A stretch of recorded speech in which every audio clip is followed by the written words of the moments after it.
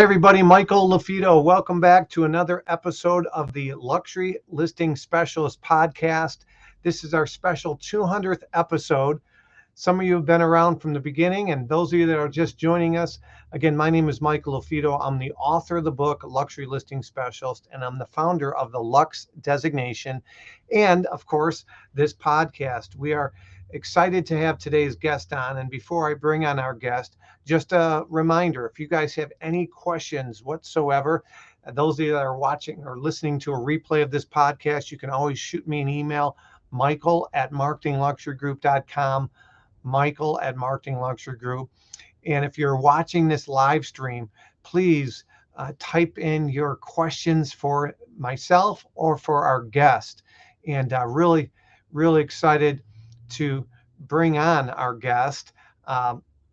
So let me do that. And just a reminder, if you guys have any recommendations in regards to a topic for us to cover, again, this is our 200th podcast. So we've brought in a lot of top luxury agents. We brought in strategic partners. We brought in just business development, business coaches. So a little bit of everything. But if there's a topic you'd like us to dive deeper in or bring on a guest, or perhaps you are a specialist and you'd like us to consider you as a guest, just reach out to us, and we'd be happy to look at it. Again, on Fridays, we launched a free series as well called Luxury Fridays. You can simply go to luxuryfridays.com, luxuryfridays.com for more information on our free live streams where you can ask me anything, and we bring on special guests as well. All right, without further ado, I want to bring on our guest, our special guest for our 200th episode. I have on Glenn Stearns with me. Glenn was the first person in his family to go to college, which I love rags to riches stories, but Glenn was featured on Undercover Billionaire. It was a TV show, I believe, that was launched in 2019 on Discovery Channel. If you haven't watched it, I encourage you to do so. It's inspiring, it's motivating, and like Tony Robbins says, success leaves clues. And so that's what we're trying to do for our audience today when we have Glenn on, is pick his brain, maybe he'll share with us his blueprint on how he was able to break through and catapult and be a successful business person. And so without further ado, I bring Glenn on. Glenn, thank you so much for joining us on our 200th episode today. Hey, Michael, well, how you doing? And congratulations. Wow, 200, that's a lot. I know we've got our podcast going. I might be a quarter there, who knows, but that's... What's the name of your podcast? We'll make sure ours is called Grit Happens. And it's about the gritty, grimy, clawing your way up through business and life and everything that goes with it. So, a lot of learnings in there as well. So Grit Happens. Again, this is not scripted, and that's sometimes our best podcast, our best conversations come from non-scripted questions. So Grit Happens. So, I've seen T-shirts, Embrace the Suck, right? The grit. Yeah. So talk to us a little bit about the name of the podcast and how you came up with that and embracing the grit. Yeah, well, when I look at my life, and I was the first to go to college in my family. I graduated with a whopping 2.1, grade point.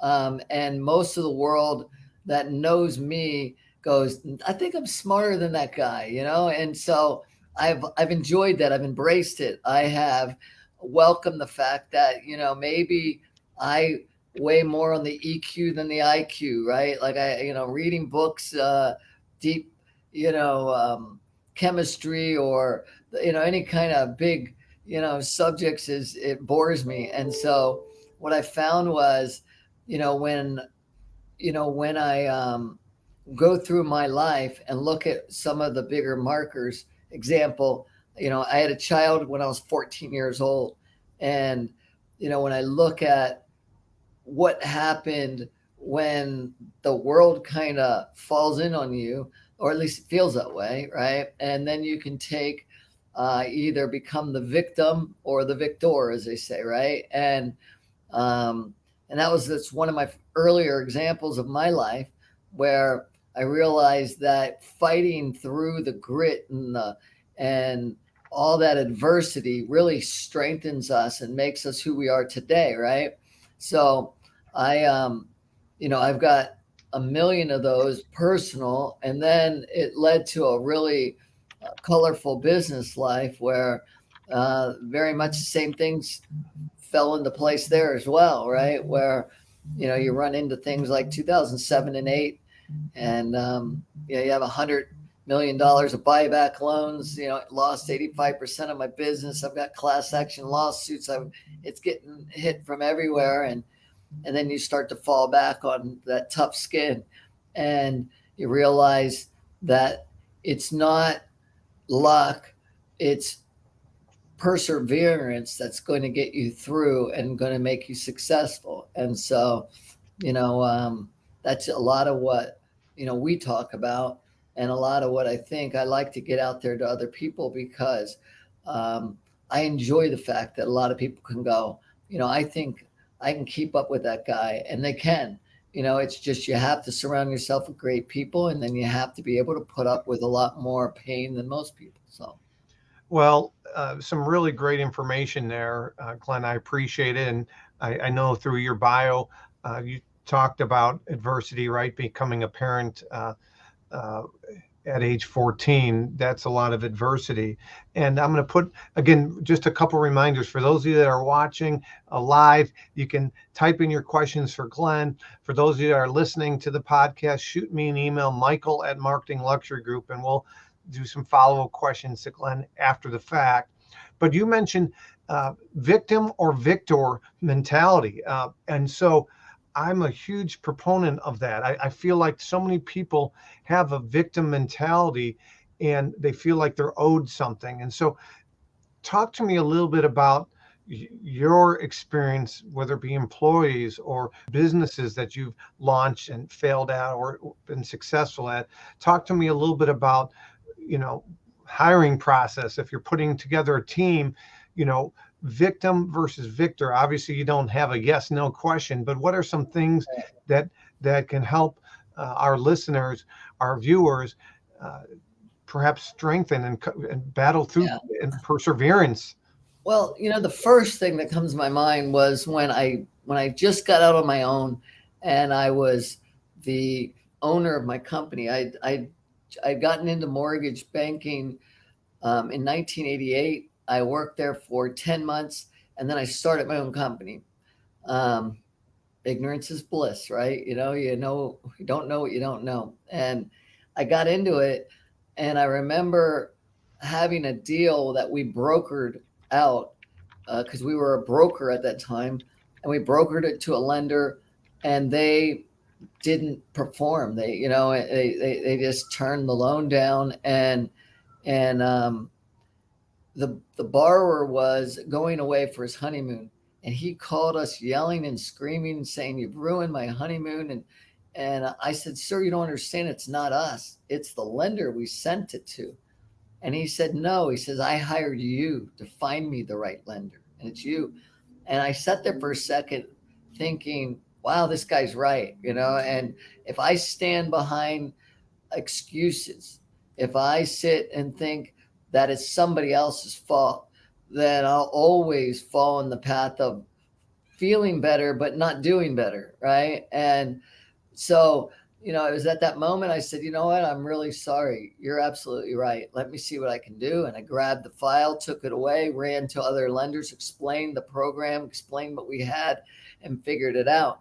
And it wasn't up to him. I shouldn't even have brought it to him. I needed to do my homework before. I need to do it better. And so that's just one quick, the beginning of my life where business world where I went, I have no one to turn to. I have no one to blame but myself.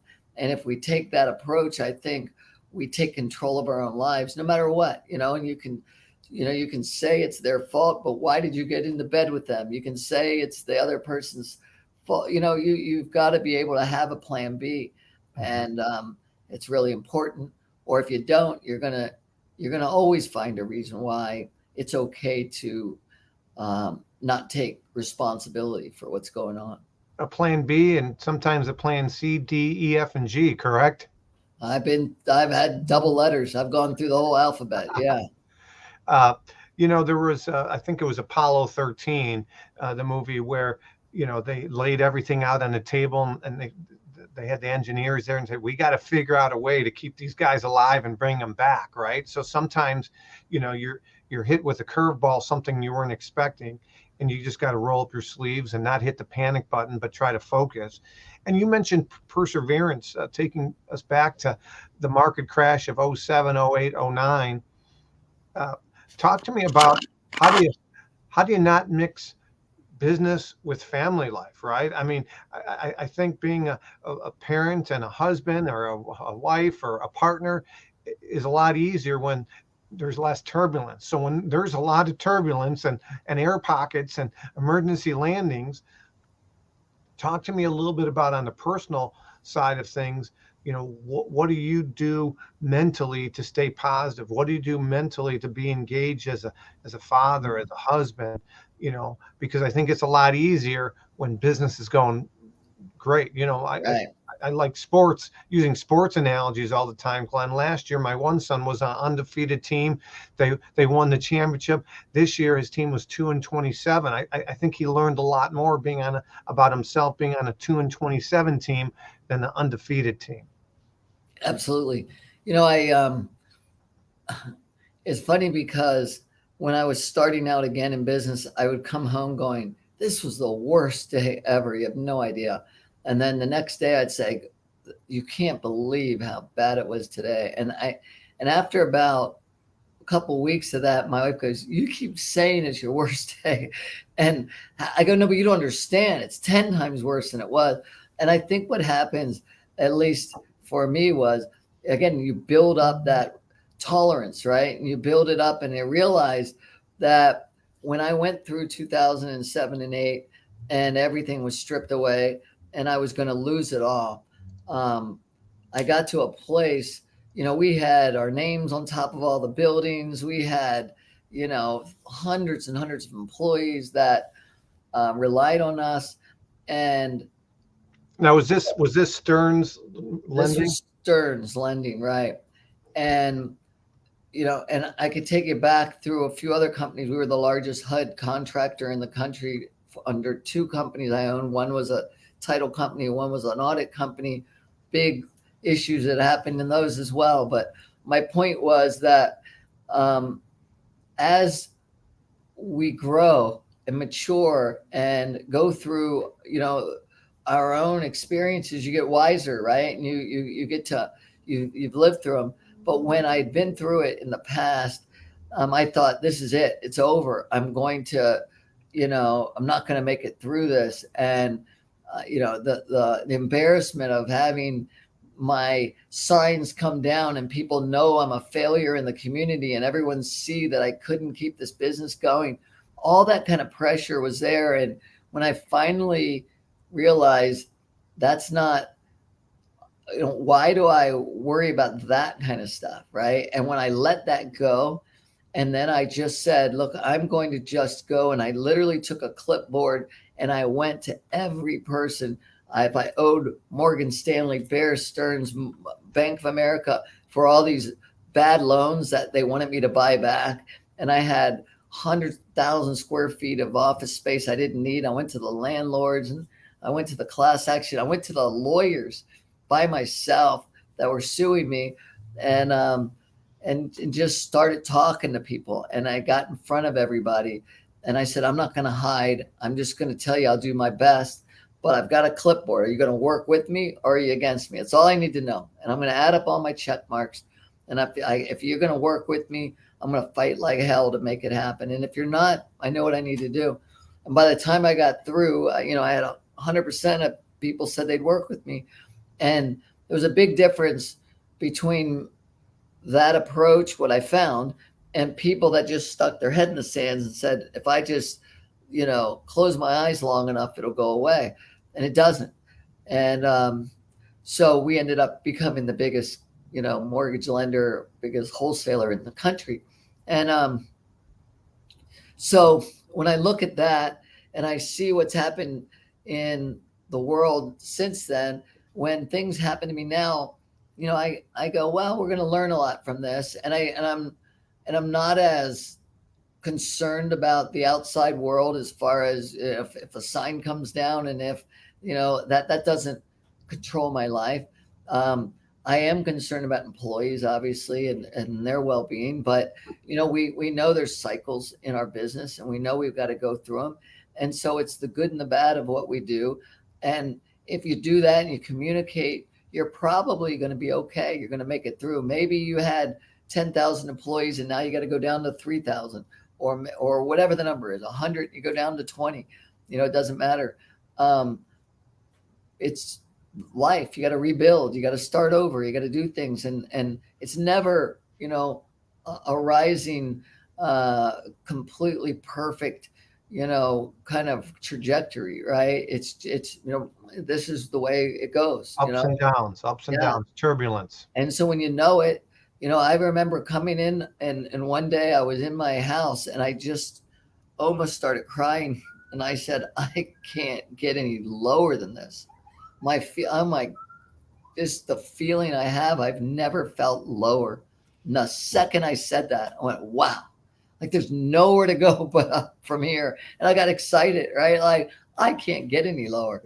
And so when you understand where you are, I think you can do a lot better. And I'll give you one other real quick example. I had some buddies. I was in a group called YPO, the Young Presidents Organization. It's full of all kinds of entrepreneurs and CEOs from bigger companies. And we had a guy that, he came in and he was just devastated. His company was, being bombarded with lawsuits, and he was, as a family business, and had been in bed for a week, and he was so depressed. And I remember going up to him saying, you remember where I was last year, which was in 07 and 08. I said, I was at the bottom. I go, where were you? You were at the top. I go, now where am I today? I've had the best year. And where are you down here? I go, it's all a series of dots, life, right? It never stays the same.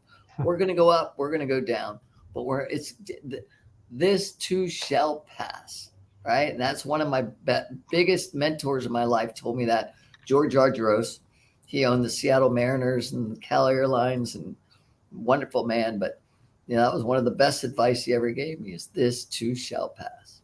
My grandmother used to always say that. Yeah. Talk to me about mental toughness, right? I mean, mental toughness. You're talking about ups and downs.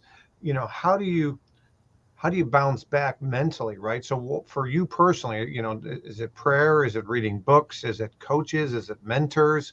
How do you toughen up your skin, so to speak, in your shell, so that when you do have these ups and downs, you can recover quickly or more? Yeah, quickly? I mean, I think we all got to find our place, right? Where we can go and kind of internalize what's going on. And in my case, it's a lot of different things.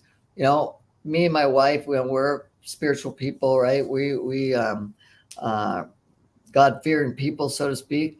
That's one place. We also have wonderful mentors. I've been very fortunate, and I tell young people this. Like, I went into my community here in Orange County, and I looked for the winners, the people that had really been the ones that moved the county and the state, and they were in all the people love to be around them, and they were just they were very successful, but they're also very happy. That was important to me. I wasn't interested in the people that were take no prisoners, just the jerks. I really wanted people that other people admired. And then I would ask them to lunch, and I would get to know these people. And eventually, a lot of the people that really were the foundation really of Orange County, California, who had built it from the 50s and 60s, had taken me in under their wing. And these are now 80 to 90. One of my good friends was 100 years old, just turned 100 last year, and he just passed away. And his kind of protege was 85, and that was George Argyros, the guy also. So I had all these wonderful men in my life, and women, that had already done it before, and they really wanted to teach, and so I, it was weird because I would be having lunch and dinner with friends, and they go, "You hang out with my parents," and I'd be hanging out with all their parents, and I don't know why more people don't do that, and I always ask young people to reach out, because people that have had some success in their lives, they want to give back and they want to help and they want to uh, tell others how to maybe not beat your head against the wall as much, as you probably would or could. Yeah. And so it's important, Yeah. So having some great mentors, having that mental toughness. I tell people all the time this example. My kids play a game. I think it's the most popular game revenue-wise ever, called Fortnite. But you lose energy, and you find this energy drink, and you drink it, and it's, for some people, it's their cup of coffee when they wake up. And right. you have ups and downs throughout the day, using that turbulence analogy. And so being able to recover quickly, and I do believe what you focus on expands. So if you focus on, I'm a victim, or I'm a champion and I'm gonna refuse to lose, I'll figure out a way, that's key, right? And that's where I think athletics helps so many, business people. They remember their gridiron experience. They remember fighting through adversity, as opposed to giving up. Yeah. I'll tell you one thing real quick. I remember when I was younger, starting in business, and you get a lot of rejection, right? I mean, I was in sales. I was in the mortgage banking world, and I would go out and I would go to real estate offices, and I would go in there with my cards and my flyers and, "Hey, how you doing?" and try to get to meet people. And I'd get shut down every single time, right? And so I had this route I would go down, and it was maybe 15 miles and then back a loop of just offices I would hit and around.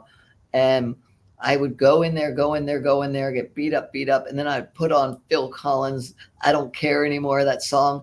I would go down Pacific Coast Highway. I'd be screaming at the top of my voice. I'd see this one house. It's on the point over the Pacific Ocean. I'd say, "I'm going to own you one day. You wait," right? And I would yell, get pumped up, and then I'd walk back in the next office. But I had to get my head back in the game, right? And I would do that over and over again. And a few things happened. One, I got to realize after a while, I was down on my knee and I was putting flyers into a little cabinet in a real estate office. And this one man walked up, he looked at my flyer. I'm still down there putting other flyers, and he looked at it and he crumbled it up, threw it away, and he walked away. And I sat there for a second. I thought about it, and I walked over and I tapped him on his shoulder. I said, "Hey, sir, would you do me a favor?" I said, "When you put your just sold or just listed sign on my door, would you like me to open the door and crumble it up right in front of your face?" I said, "Could you wait till I leave to throw away my flyer?" I said, "I'm working my tail off, man." And I go, and it's just not right. And what happened to me, what I realized at that moment, was it wasn't about the money anymore. It was about the fact is I'm working hard and I'm doing my best I can. And I don't care if he never gives me a deal, because money's not the ultimate goal, but how you feel. And the guy looked at me. He just kind of shook his head, started laughing, goes, "Come with me." And he gave me 2 deals, right? Because I think I stood up for myself. I wasn't a jerk, but I was saying, "Hey, please, I mean, we're all out here trying to make a living." And from that moment on, I realized, it was never about the money. If there was a customer and I worked real hard on a deal, and then he wasn't ever happy, I'd say, "Would you do me a favor?" I said, "I'd like to give you your file back. I don't care for the money. I've done all the, no." And I go, "Look, go get someone else to help you get your credit fixed, because I've worked on it for 4 months. We've got it the way it needs to be. You're not happy. Take it to someone else." And then you realize, again, when you don't make money your guiding light, right? When you make your life and your experiences and who you are the important factor, then people see the pride in you. They see you walk taller. They see that you're confident, and you attract more that way. than when you're desperate and when it's only about money. And so, that was one shift for me that happened when I was younger, that I realized, I like this me. I like the fact that I won't ever do something based solely on money, and while yes, it's important, there are many other currencies. Happiness is a great one. Okay. Loyalty. There's a lot of other things that mean more to me than just money. And then all that ends up working out because you follow some other, whatever you want to call Guidance principle. it. Yeah. Right. Yeah. Uh, so some really great information. I appreciate the stories behind it a little bit. I'm sure you felt empowered a little bit to, if you will, kind of stand up to yourself, to this gentleman, and he, like you said, ended up giving you a couple deals because He became a friend. Yeah. Yeah. I didn't even know him. Yeah. And then he became a friend. Right. and something. Great story. I want to shift a little bit. We only have a few minutes left. I don't want to really focus too much on Undercover Billionaire, but it was such a great show, and I learned a lot about it. I had my fifth grader watch it with me. So the premise of the show is they drop you into this town, this area that you don't know. You're getting on a plane, you don't know where you're going. They give you $100 to your name.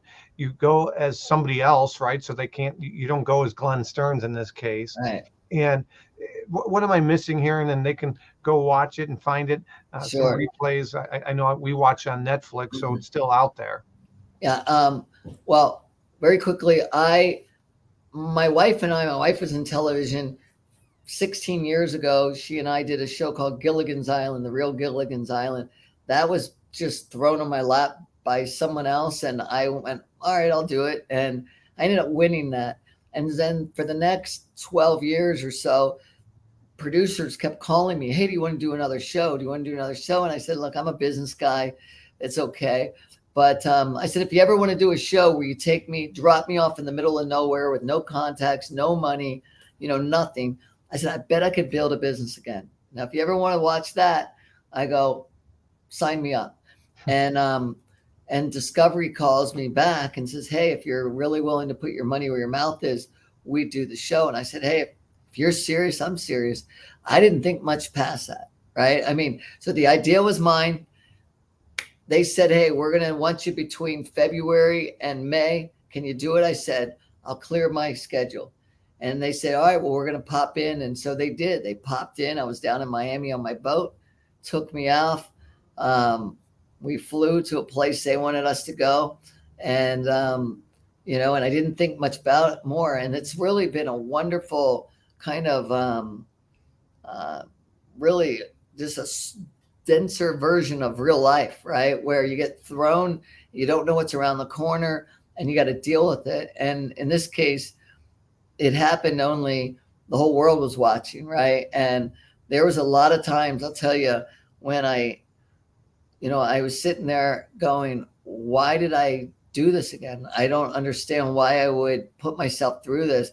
What you didn't see on the show that they interviewed was John Elway and Richard Branson, who John was with me on the boat when they took me, and Richard had called in, and they asked them, would you do this? They both said, hell no. Why would I want to do, what upside do you have, Glenn?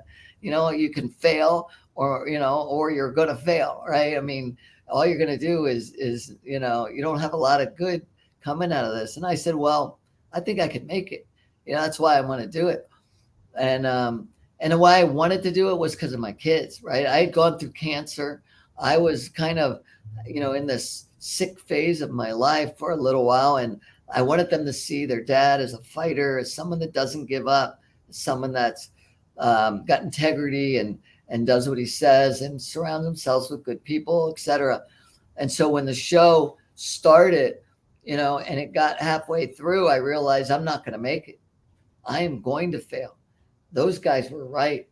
And that's happens in our life, right? You get this devil on this side, give up, give up, give up, and it's really hard to listen to any voices that say, keep going. And So I was, in a place where I thought maybe I could walk out and they would never be able to make this show because it wouldn't have an ending. And I was in a deep hole. And so crawling out of that hole, not giving up, that's how life is. Okay. You just keep persevering. And so I'm very proud of Undercover Billionaire. Very proud. I don't like the name. I'll be real honest. I never did. I thought it should be like the American Dream.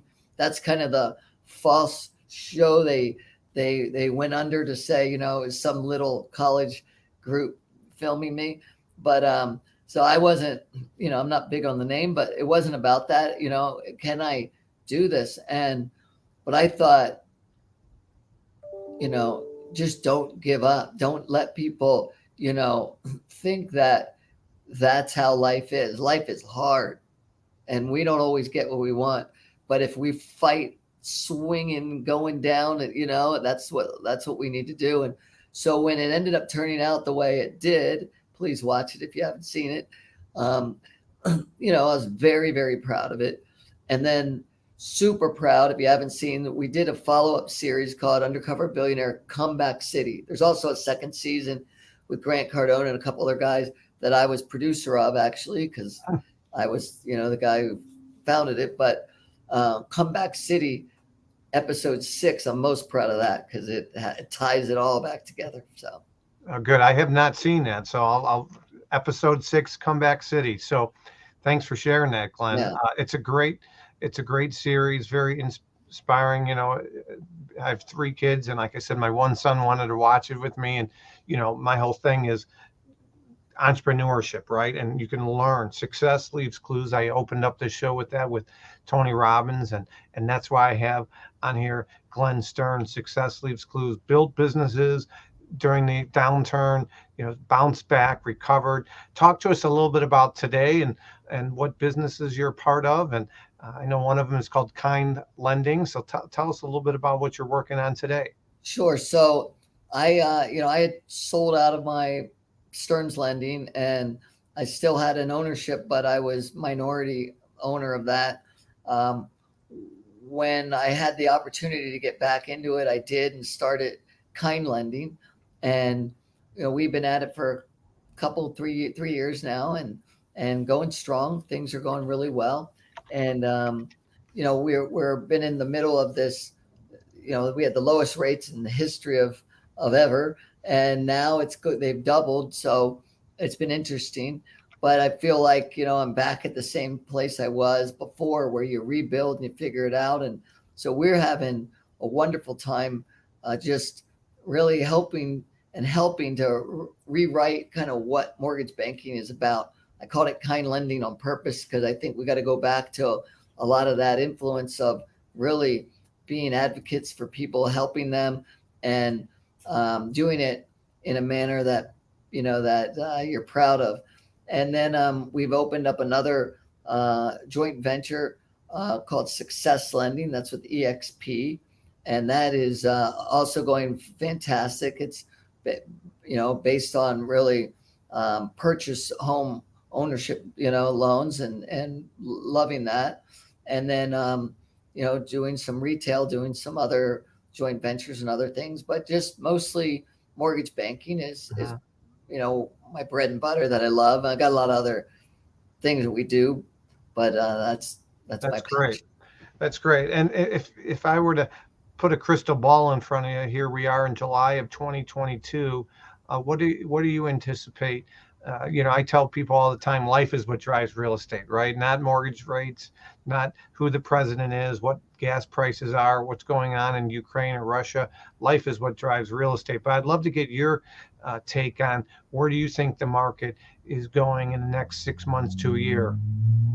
Well, I believe in cycles. I'm a big believer that what goes up must come down, and when you look back, if you ever want to Google my name in 2005, you'll see I was on a show with some people that just believed equities can't do anything but keep going up because there's supply and demand and this and that. And I said, no, but there's also cycles. And the issue back then was we were doing bad loans. Remember, we were doing option arm loans and loans where No money down. yeah, no money and all that.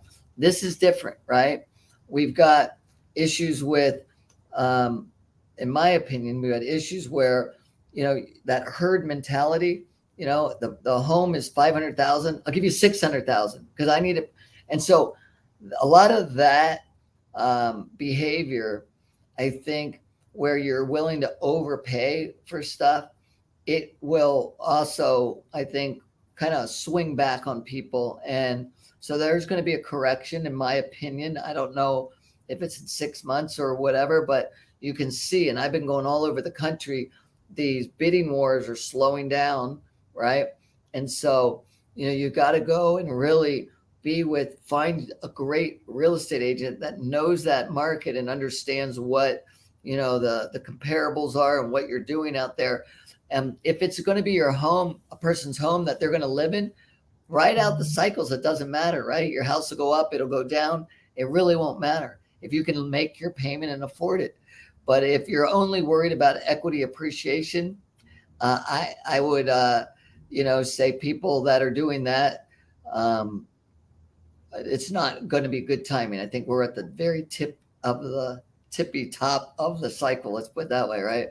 And so I think we're going to start seeing it go back down. And, I think sellers start to reduce their prices because they realized, it was too good for too long. Mm-hmm. That's my opinion, and we'll see where it goes. But it won't be for the same reasons. It won't be because we had bad loans, right? It'll be, I think, because we just had hyperinflation when it came to home prices, Mm-hmm. So. Yeah, the appreciation in some markets, it just wasn't sustainable. So really good information. We got Glenn Stearns here. Again, I do recommend you guys check out Undercover Billionaire. And the second set of Undercover Billionaire was, what was it called? Oh, it's called Comeback City. Comeback City. Check out Comeback City. And he says Hulu and Discovery Plus right now, and YouTube, a few other places. Yeah. Okay. Awesome. Well, I'm looking forward to checking that out. I appreciate you, Glenn. Appreciate what you've done for the industry and your willingness to share, and you're very humble. And I appreciate you as a person and what you're doing for the industry. So thank you. Well, thank you. And again, congratulations on your 200th episode. Well, appreciate it. We've had our ups and downs with the economy as well. But again, I do believe what you focus on expands. Surround yourself with positive people that have built businesses, that have a model to build off of. You can do it yourself, but you can get there much faster with proven and repeatable systems. That's again, right. You guys are listening to the Luxury Listing Specialist podcast.